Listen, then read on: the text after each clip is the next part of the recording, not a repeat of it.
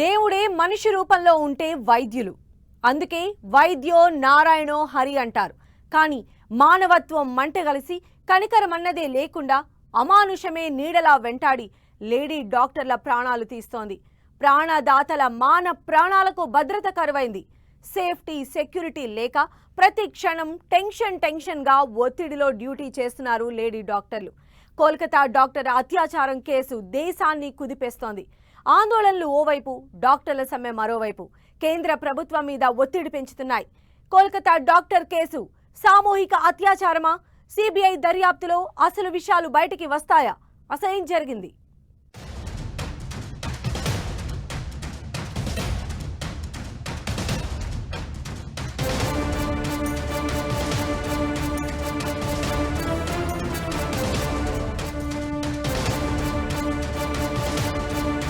Kolkata doctor rape కేసులో భయంకర నిజాలు. దేశాన్ని కుదిపేస్తున్న ఇష్యూలో వాస్తవాలేంటి? సిబిఐ దర్యాప్తులో బయటికి వస్తున్న విషయాలేంటి? డాక్టర్లు కనిపించే దేవుళ్ళు, అందుకే వైద్యో నారాయణో హరి అంటారు. అంతవరకు బాగానే ఉంది, కానీ ఇది మాటలకే పరిమితమవుతుంది. మరి ఆ దేవుళ్లకు భద్రతేది అంటే సమాధానం ఉండదు. మొన్న నిర్భయ అన్నారు, ఇప్పుడు అభయ అంటున్నారు. చట్టాలు కూడా చేస్తున్నారు, అయినా అవి మహిళలకు ఎలాంటి భద్రతను ఇవ్వడం లేదు. రేప్ చేసే కీచకులకు చట్టమంటే భయం ఉండడం లేదు. లేడీ డాక్టర్లకు ఓవైపు డ్యూటీలో ఒత్తిడి, మరోవైపు సేఫ్టీ లేని ఉద్యోగంలో ఒత్తిళ్ల మధ్య విధులు నిర్వహిస్తూ ఉన్నారు డాక్టర్లు. ఓవైపు భద్రత కరువై మానసిక ఒత్తిళ్లతో, మరోవైపు శారీరక దాడులతో మెంటల్ టెన్షన్ అనుభవిస్తున్నారు. 78 ఏళ్ల స్వాతంత్ర భారత్లో మనం సాధించిందేంటి? స్టెథోస్కోప్ పట్టుకుని వైద్య సేవలందించే డాక్టర్లకు కూడా భద్రత లేక హత్యాచారాలకు గురవుతుంటే భవిష్యత్కు భరోసా ఏదన్న ప్రశ్నలు తలెత్తుతున్నాయి.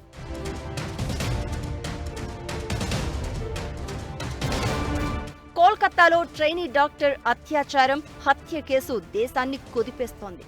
ఆగస్టు 9న trainee doctor RG Kar medical college and హాస్పిటల్లో నైట్ డ్యూటీలో ఉంది. డిన్నర్ చేశాక రెస్ట్ తీసుకోవడానికి చెస్ట్ డిపార్ట్మెంట్ సెమినార్ హాల్కి వెళ్ళింది. ఆ తర్వాత శవమై కనిపించింది. అత్యంత దారుణమైన స్థితిలో డెడ్ బాడీ పడి ఉండడం అందరినీ కలిచివేసింది.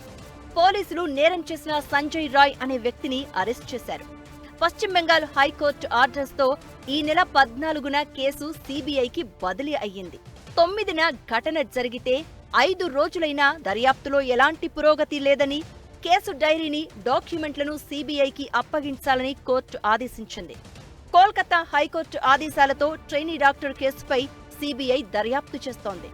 ఇప్పటికే సిబిఐ స్పెషల్ టీం కోల్కతాలో ఇన్వెస్టిగేషన్ స్టార్ట్ చేసింది. అత్యాచారం, హత్యకు గురైన ట్రైనీ డాక్టర్ పోస్టుమార్టం రిపోర్టులో భయంకర నిజాలు బయటకు వచ్చాయి. ఆమె ప్రైవేట్ పార్టులపై గాయాలు చేసి దారుణంగా హింసించి చంపినట్లు తెలుస్తోంది. ఆమె థైరాయిడ్ కార్టిలేజ్ విరిగిపోయినట్లు గుర్తించారు. ఆగస్టు 9న తెల్లవారుజామున 3 గంటల నుంచి 5 గంటల మధ్య అత్యాచారం, హత్య జరిగినట్లు పోస్టుమార్టం రిపోర్టును బట్టి అంచనా వేస్తున్నారు డాక్టర్లు. మృతురాలి ఛాతీ, పెదవులు, వేళ్లు, ఎడమ కాలికి గాయాలు ఉన్నాయి. కేకలు పెట్టకుండా నోరు, ముక్కు మూసి ఆమె తలను గోడకు, నేలకు కొట్టినట్లు డాక్టర్లు నిర్ధారించారు. సిబిఐ దర్యాప్తునకు ముందే నిందితుణ్ణి అరెస్ట్ చేశారు పోలీసులు. అయితే అతను హాస్పిటల్ ఉద్యోగి కాదు. బెంగాల్ పోలీస్ డిజాస్టర్ మేనేజ్మెంట్లో వాలంటీర్గా పనిచేస్తున్న సంజయ్ రాయ్గా గుర్తించారు పోలీసులు. RG Kar medical college and hospital police అవుట్పోస్ట్లో డ్యూటీ చేస్తున్నాడు. ఘటనా స్థలంలో లభించిన హెడ్సెట్ ఆధారంగా దర్యాప్తు చేపట్టిన పోలీసులు సంజయ్ రాయ్ ఘాతుకాన్ని గుర్తించి అరెస్ట్ చేశారు. పోలీసుల విచారణలో సంజయ్ కూడా నేరం అంగీకరించారు. సాక్ష్యాలను నాశనం చేసేందుకు ప్రయత్నించిన సంజయ్ రాయ్ తన బట్టలను ఉతికి పడుకున్నాడని విచారణలో తేలింది. అయితే అతడి షూపై రక్తపు మరకలను గుర్తించిన పోలీసులు అతడి నుంచి మరిన్ని వివరాలను రాబట్టారు. ట్రైనీ డాక్టర్ హత్యాచార ఘటనలో సంచలన విషయాలు వెలుగులోకి వస్తున్నాయి. బాధితురాలి శరీరంలో 150 మిల్లీగ్రాముల వీర్యం ఉందంటున్నారు. ఈ ప్రచారాన్ని కోల్కతా పోలీస్ బాస్ కొట్టిపారేశారు. మరోవైపు మృతురాలి కుటుంబ సభ్యులు తమ కూతురుపై సామూహిక అత్యాచారం జరిగిందని, శరీరంలో 150 మిల్లీగ్రాముల వీర్యం ఉందని కోల్కతా హైకోర్టుకు వివరించారు. ఇది ఒకరు మాత్రమే చేయగలిగే నేరం కాదని బాధిత కుటుంబం వాపోయింది. ఇదే సమయంలో పోస్టుమార్టం రిపోర్ట్ కూడా సామూహిక అత్యాచారం జరిగినట్లు పలు ఆధారాలు బయటపెట్టింది. దీంతో రేప్, మర్డర్లో ఒకరికంటే ఎక్కువ మంది ఉన్నారనే అనుమానం బలపడుతోంది.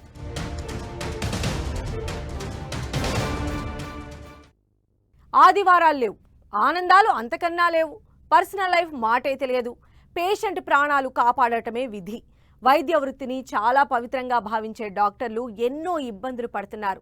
మెంటల్ ప్రెషర్, సేఫ్టీ, సెక్యూరిటీ వంటి సమస్యలు ఉన్నా వైద్య వృత్తిలోకి మహిళలు ఎక్కువగా వస్తున్నారు. అలా వృత్తిని నమ్మి ప్రాణాలను నిలబెట్టే ప్రాణదాతల ప్రాణాలకే రక్షణ లేకుండా పోతోంది. లేడీ డాక్టర్లే కాదు, మహిళలకు భద్రత కరువైపోయింది. నిర్భయ, దిశ లాంటి చట్టాలు వచ్చినా అఘాయిత్యాలు ఆగటం లేదు. మహిళలను ఈ భయం ఇంకెన్నాళ్లు వెంటాడుతుంది? శారీరక దాడులు తప్పేదెప్పుడు? మహిళలకు గాంధీజీ కలలు కన్న స్వాతంత్రం రానట్లేనా?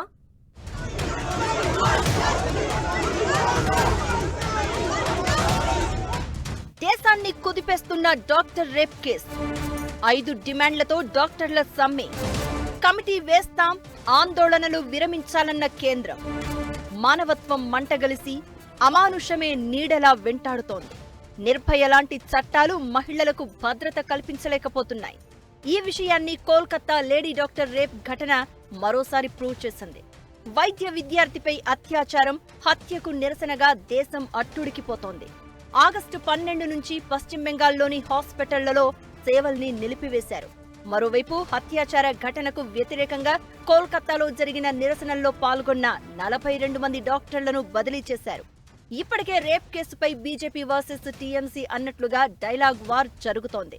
ఇప్పుడు డాక్టర్ల బదిలీపై బీజేపీ ఆగ్రహం వ్యక్తం చేస్తోంది. ట్రైనీ డాక్టర్ హత్యాచారం ఘటనపై పశ్చిమ బెంగాల్లో రాజకీయాలు హీటెక్కాయి. టీఎంసీ ప్రభుత్వంపై బీజేపీ ఆగ్రహం వ్యక్తం చేసింది. ఈ కేసును సీబీఐకి అప్పగించడంలో మమతా సర్కార్ ఎందుకు ఆలస్యం చేసిందంటూ ప్రశ్నిస్తోంది. కేసు విచారణలో మొదటి 48 గంటలు అత్యంత కీలకమని, కానీ రాష్ట్ర పోలీసుల అలసత్వం, మమతా సర్కారు నిర్లక్ష్యం చూస్తుంటే హత్యాచార ఘటనను సీరియస్ గా తీసుకోలేదని అర్థమవుతోందంటూ బీజేపీ ఆగ్రహం వ్యక్తం చేస్తుంది. మరోవైపు డాక్టర్ల సమ్మెపై కేంద్ర ప్రభుత్వం స్పందించింది. సమ్మె చేస్తున్న డాక్టర్లు తక్షణమే విధుల్లో చేరాలని విజ్ఞప్తి చేసింది. వైద్యుల భద్రతకు తీసుకోవాల్సిన చర్యలపై కమిటీని ఏర్పాటు చేస్తామని ప్రకటించింది. దేశంలో సీజనల్ వ్యాధులైన డెంగీ, మలేరియా వ్యాపిస్తూ ఉండడంతో ప్రజా ఆరోగ్యాన్ని దృష్టిలో పెట్టుకుని వెంటనే విధుల్లో చేరాలని విజ్ఞప్తి చేసింది కేంద్రం.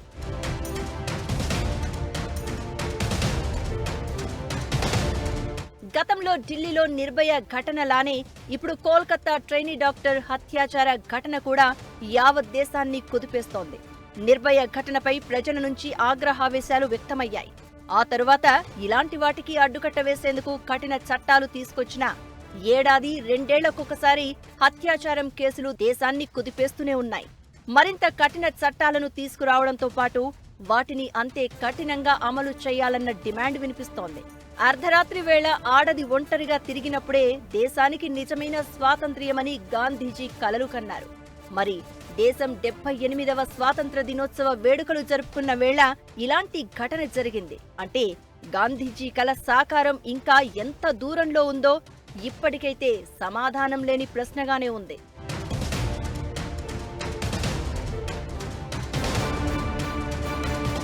స్ట్రెస్, ఆ వేధింపులే లైంగిక వేధింపులే కాకుండా మామూలుగా మేము చదివే చాలా స్ట్రెస్ఫుల్. 26 అవర్స్ షిఫ్ట్స్ ఉంటాయి, భోజనం సరిగ్గా ఉండదు. నేను ఆఫ్థల్మాలజీ పీజీ, నేను ఓటీకి వెళ్తే నేను సాయంత్రం వరకు తిన్నాను. ఇదంతా మేము పెద్ద పట్టించుకోం, మాకు చాలా అలవాటైన విషయం ఫిజికల్ స్ట్రెస్ ఇదంతా. ఐసీయూస్లో, ఎమర్జెన్సీస్లో పోలీస్ ప్రొటెక్షన్ ఫోర్స్ ఉంటేనే మేము డ్యూటీస్ కంటిన్యూ చేయగలమండి. Central protection act already GO 2022లో వచ్చింది, అది అమల్లోకి రావాలి, జస్టిస్ జరగాలి. కోల్కతా రేప్ కేసు ఘటనపై పలు డిమాండ్లతో డాక్టర్లు నిరసన తెలుపుతున్నారు. రెసిడెంట్ డాక్టర్ల పని, జీవన స్థితిగతుల్లో మార్పులు తేవాలని ఇండియన్ మెడికల్ అసోసియేషన్ డిమాండ్ చేస్తుంది. 36 గంటల డ్యూటీ షిఫ్టులు సమస్యగా చెప్తున్నారు. విశ్రాంతి కోసం సురక్షితమైన స్థలాలు లేవంటున్నారు. కోల్కతా ఘటనపై నిర్దిష్ట కాల వ్యవధిలో విచారణ జరిపి నిందితులను కఠినంగా శిక్షించాలని ఐఎంఏ డిమాండ్ చేసింది. అన్ని ఆసుపత్రుల భద్రతా ప్రోటోకాల్ ఎయిర్పోర్టుల కంటే తక్కువ ఉండకూడదు అంటున్నారు. హాస్పిటల్స్ ను తప్పనిసరిగా సేఫ్టీ జోన్లుగా ప్రకటించాలని కోరుతున్నారు. సీసీ కెమెరాలు, భద్రతా సిబ్బంది ప్రోటోకాల్లను పాటించాలని ఐఎంఏ తెలిపింది. కోల్కతా బాధిత కుటుంబానికి జరిగిన అన్యాయంపై తగిన గౌరవప్రదమైన పరిహారం ఇవ్వాలని డిమాండ్ చేస్తుంది ఇండియన్ మెడికల్ అసోసియేషన్. మరోవైపు సీబీఐ దర్యాప్తును వేగంగా పూర్తి చేయాలని డిమాండ్ చేస్తున్నారు పశ్చిమ బెంగాల్ సీఎం మమతా బెనర్జీ.